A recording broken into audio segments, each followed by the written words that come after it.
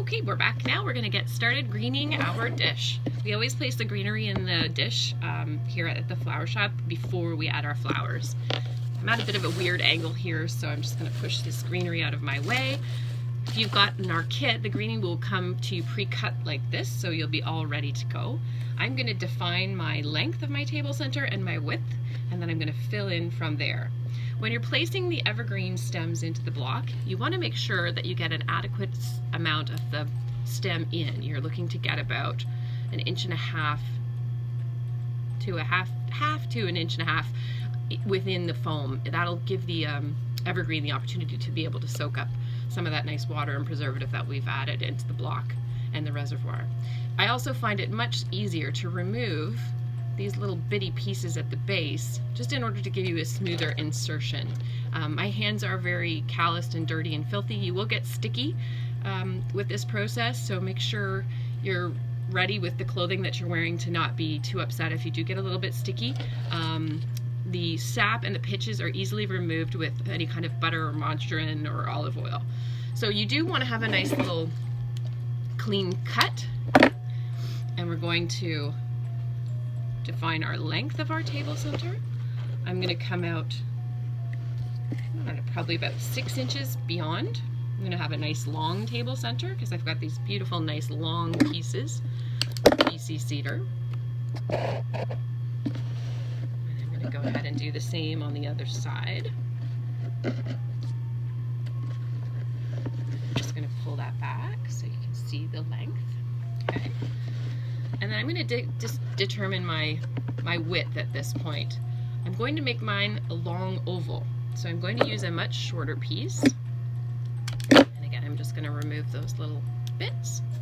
And this time I want to angle my stem so that it flows nicely over the container, so that I get a little bit of a camouflage of this plastic green tray, which is not quite so beautiful.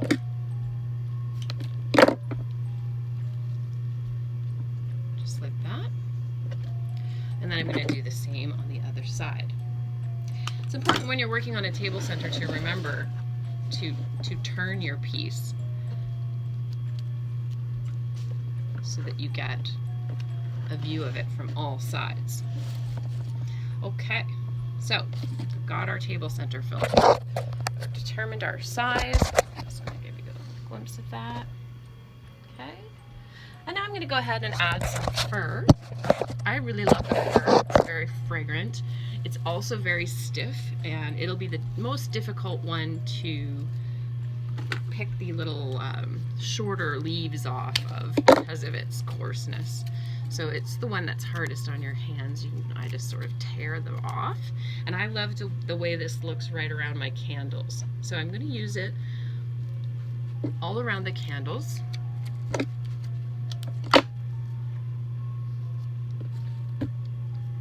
Piece you can tear off.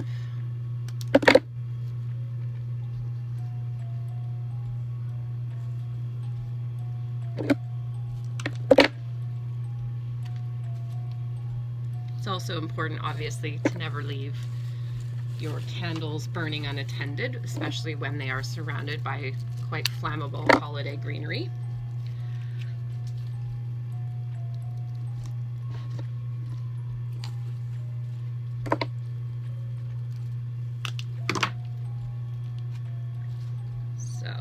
Really nice base of coverage around my candles.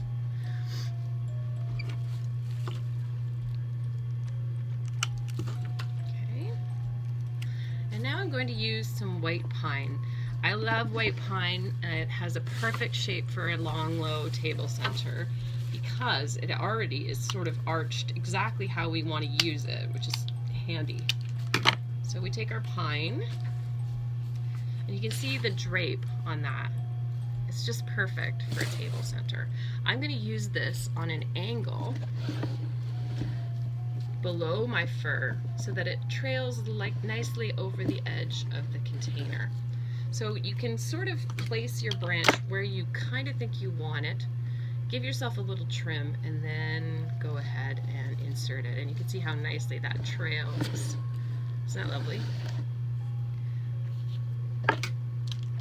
Pine can also be very, very sticky, very, very pitchy, so get used to having dirty hands for all of the Christmas months.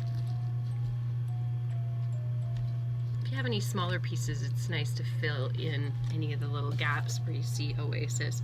Well, finally, once we've completed flowering the arrangement, we'll likely have a few little spots where we might need to place some greenery. It is nice to leave yourself some room for the flowers. Okay, I'm also going to use some of my longer pieces of pine to go right next door to my 2 long pieces of cedar that I put in to determine my length. So I'll be using 4 of the longer pieces.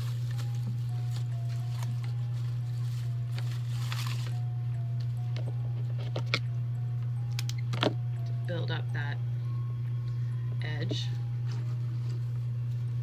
Another thing to remember when you're working with Oasis is once you've added your stem into the block, if you have to pull it out to replace it, you're going to need to do a fresh cut. You have to sort of commit or be prepared to take it out and move it. If you pull it out and then push it back in a little bit, there's a potential for the stems to be blocked with the product, and instead of sucking up the preservative water that we've got in there, they can just be blocked. So we don't want that. We want the stems to be able to drink up all of the nice water that we've got there for them. So if you're not happy with where the stem is, then take it out, give it a fresh cut, and replace it into a different location. You can push in further, but you just can't remove it out and then put it back in. It's another nice long piece I'm going to use at this end. And remember, keep turning your arrangement so that you can see it from all angles. I'm going to put in some more cedar now. Some of these pieces, which are quite long, can cut in 2 and use as 2 insertions.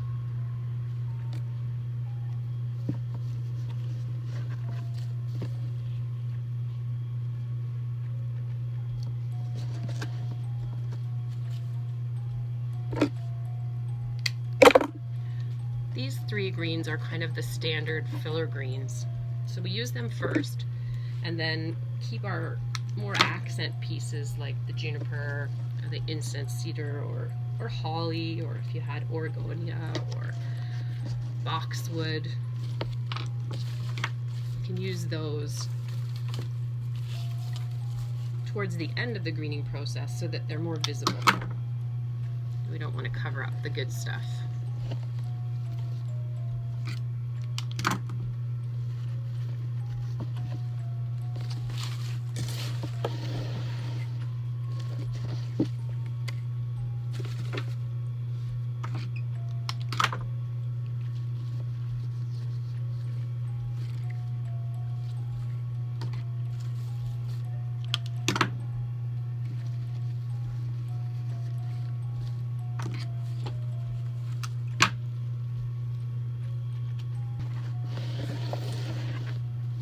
Alright, so I'm going to go ahead and use it. I've got 2 accent pieces here. I've got some of the juniper, and I've got some incense cedar, which has a lot of cones, and they're quite branched.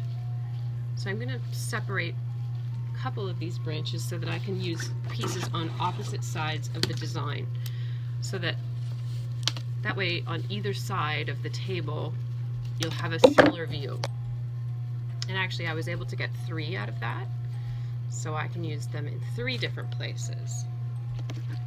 So I'm going to place one here and one opposite that. And that one went down low, and I don't like that, so I'm going to pull it out. Cut it again. spend a bit more time watching where the placement of the berry cones end up, and then not watch your stem insertion as much. Once you get it into the oasis, just feel confident and watch where it's ending up rather than watching where you're placing it. That's the hard trick bit. Okay, and then I've got some really cool junipers with some nice berries on it. So again, I'm going to break that into several different pieces and intersperse them in between where I've used the incense cedar, so that we have some nice variety of greens. It's all about the greens with holidays. I mean, of course we all love flowers, but it isn't a holiday table center without some beautiful holiday greens. And because here in Canada we have such amazing options, it's kind of cool. A lot of our greenery is coming from BC. It's nice to have it not be from the US. Okay, so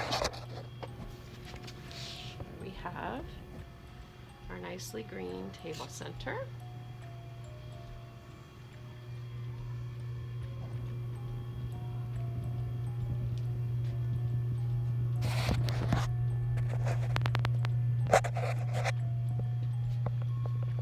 As you can see, I don't have a whole lot of places where you can see either the plastic dish that's within the arrangement, holding the arrangement, or the foam.